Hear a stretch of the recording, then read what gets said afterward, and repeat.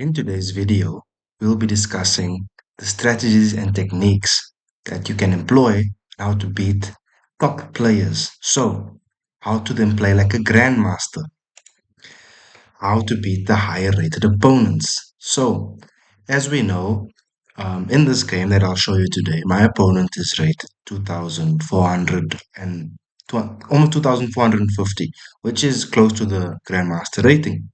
I must caveat and say that I personally am not a grandmaster yet, still working towards it, but I'm sharing this video with you to show you the power of the underdog, right? And how to beat higher rated opponents, especially in the top tier categories 2003, 2004, 2005. So let's start then. The book by Andrew Saltus, which is called David and Goliath of chess, really does inform quite a bit of today's game that I'll show you, right? So in this game, let me go to the analysis board. We'll take it from move one. I started with 1 to d4. My opponent, being a 2400 rated player, went knight to f6. I went c4, the standard line that I normally go for in the Indian defense, the normal variation. My opponent then goes g6, setting up like a king's Indian. I go knight to c3, bishop to g7, and e4. So quite normal. As you can see in the opening as well, it says the normal variation of the king's Indian. So we're just going on. d6 then, I go knight to f3 and castles. So a lot of times I go h3 here, which is known as the Makagonov variation. It stops bishop g4. But I wanted to try something a bit different today. And I go bishop to e2, which is then the orthodox variation, not the Makagonov.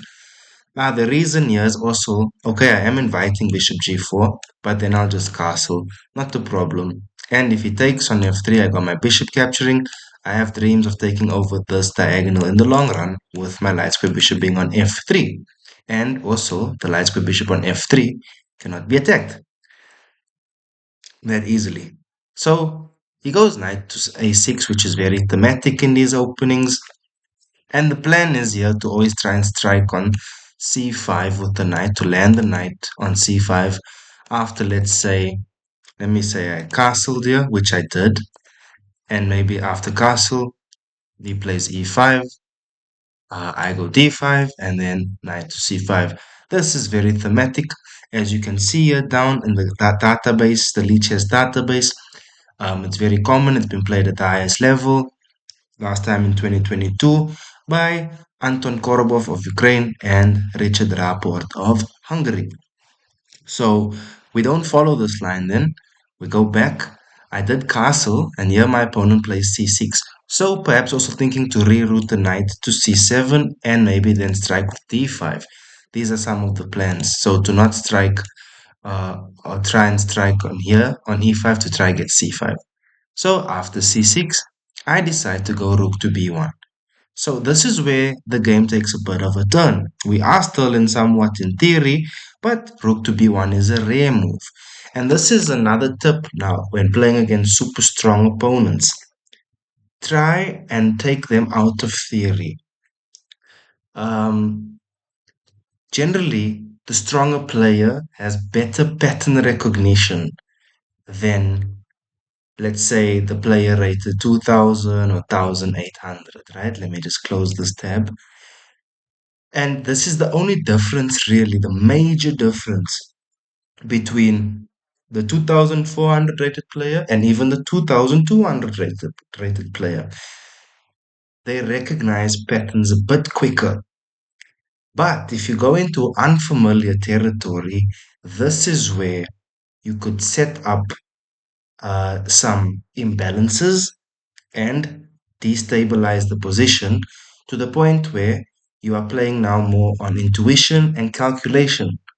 Because pattern recognition is more based on the repetition and memorization of setups.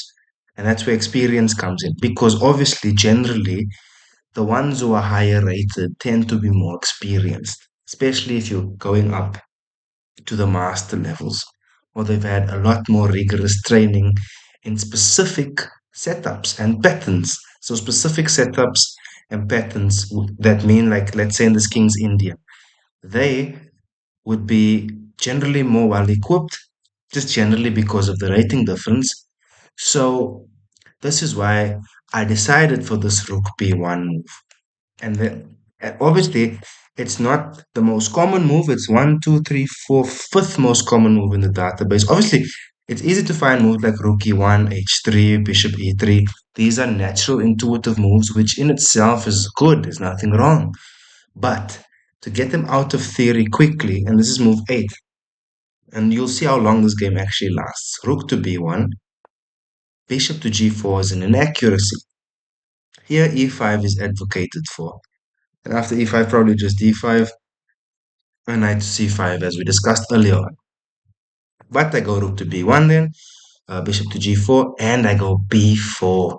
b4 is basically saying, okay, you're going to try and attack down here in the center. I'm going to play for the flanks, right?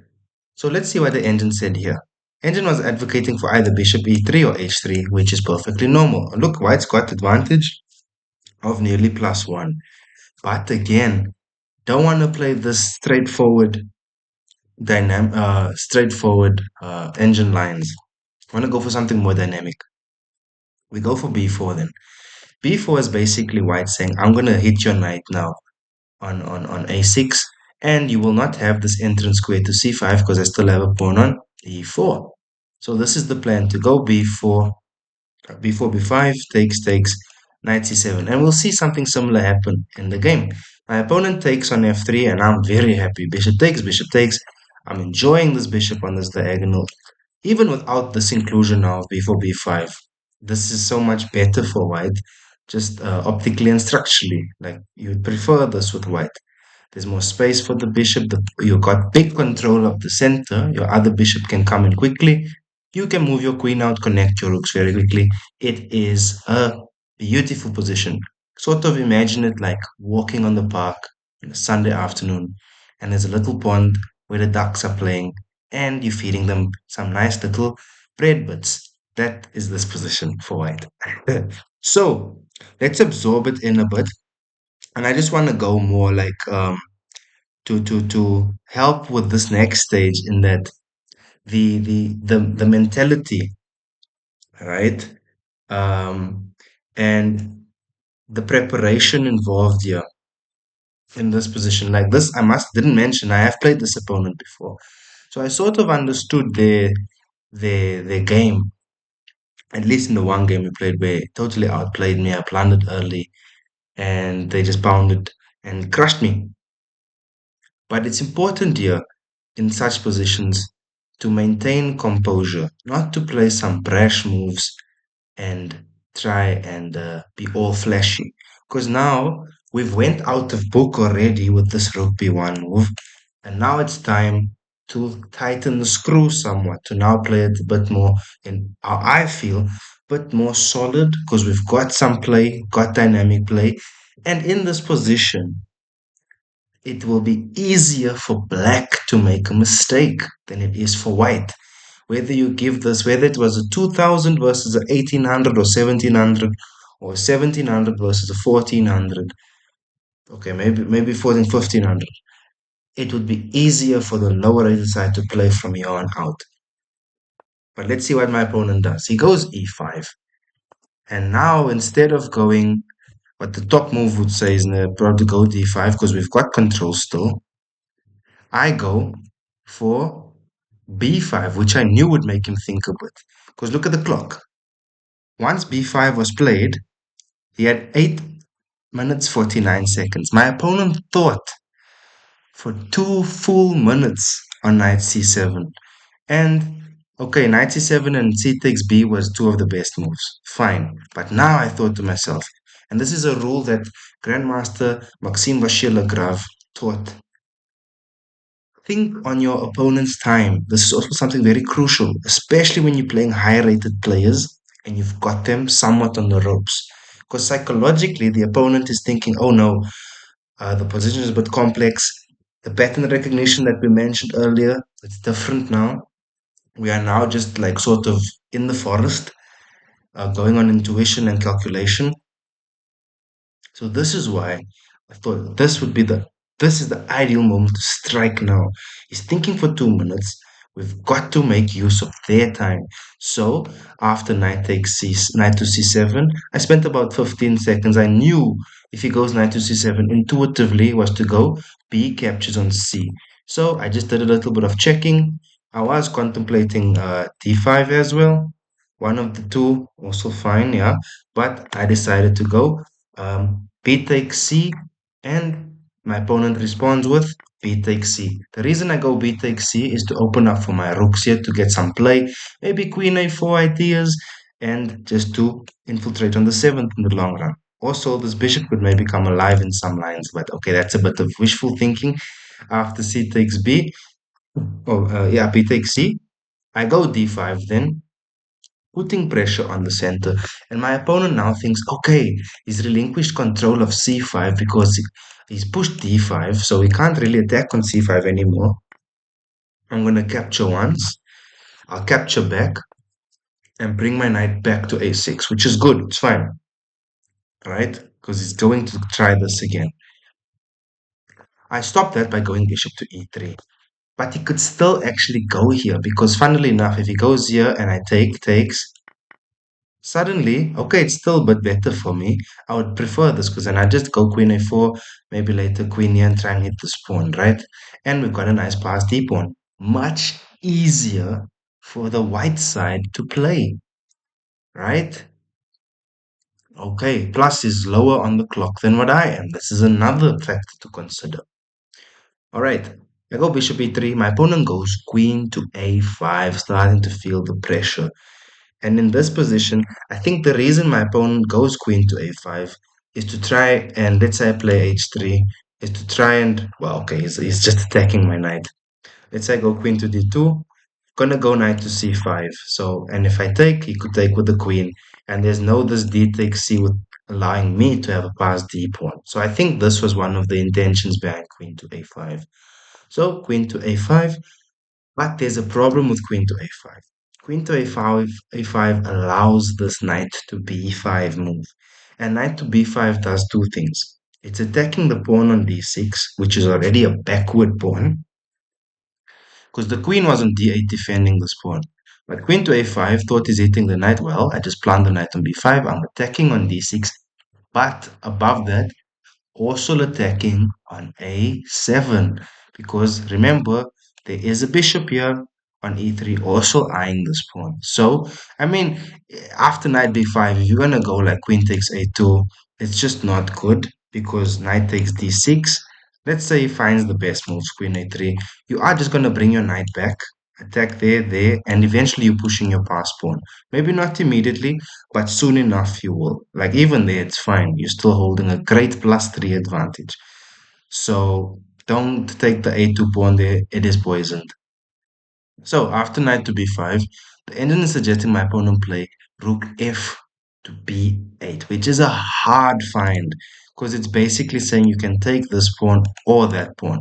Well, that doesn't happen. My opponent holds on to this pawn because he's realizing perhaps if I get to this pawn, I'm gonna end up having a passed d pawn.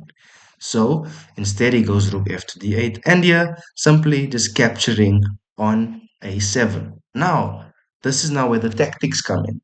The knight capturing on a7, yes, number one, picks up a clean pawn. But secondly, is now bringing more strategic complexity. Reason being, knight to a7 is preparing this fork on c6, this nasty fork. Look at that knight. That knight is a solid ballroom hip hop dancer because it is stunning the opponent. I don't know how those two genres, how we could give that to the knight, because ballroom would be like, I guess, slightly slower, but the knight is dazzling. The knight is in your face. It's ferocious right now. So knight to c6 is being prepared, attacking this rook on d8 as well as the queen on a5. Secondly, there's also ideas of bishop to b6, attacking the rook on d8. as well as the queen on a5. And suddenly you noticed how misplaced this queen is. Something I was taught as a beginner is that generally you do not want to isolate your queen from your king. Generally, so, and in this case, that's a classic example. It's far from the king, it's far from the action, never mind the king. It's far from the action that's going on here. It's misplaced. The queen on c7 could have been much better, perhaps now, subject to it being black, having it being black's move, right? So, after knight to a7, my opponent goes knight to c5, blundering, thinking that okay, knight to c5 could be a sharp move because why? It's taking this defense away from the knight, my bishop blocking it off. But the simple knight to c6 just ends the game, and it was on move 18 after this beautiful fork, bring the utensils, that my opponent resigned the game. So yeah, guys, I hope you found this insightful and a bit helpful that the Davids in the chess world can also beat the Goliaths. The great book by Grandmaster Andrew Soltis, uh, Davids and Goliaths in Chess, is a really, really vital read in helping you get such nice wins. And it's just about being more consistent as time goes by. But I really hope this game then somewhat assisted you in helping you to beat higher rated opponents and to start playing like a grandmaster and believing in the power of the underdog. So, there you have it, guys. Thank you for tuning in. I do appreciate it. And if you really like the content, please do consider hitting that like button, commenting, and subbing. I don't know if you all have noticed, but I've changed the lighting a bit. So, I don't know. And I shaved. So, I don't know if I'm looking cute today. But yeah, comment if you think so. Just kidding, guys. But yeah, do comment, like, and sub, guys. Will mean a lot for the channel. And I hope you have a great day ahead and all the best with your chess. Bye.